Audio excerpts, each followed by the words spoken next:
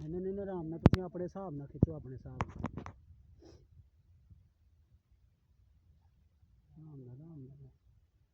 थकाई जाओ ਉਹਨੂੰ थकाई जाओ मैं गां नहीं घलदा पिया गां गया ते गया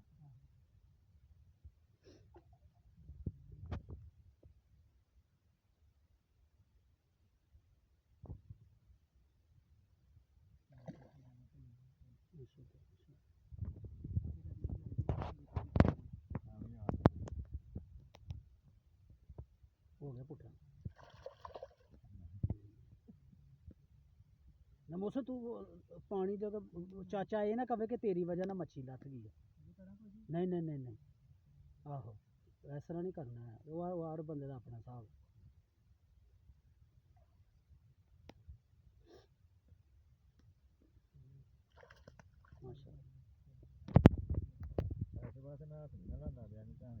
थोड़ी लगी थी ना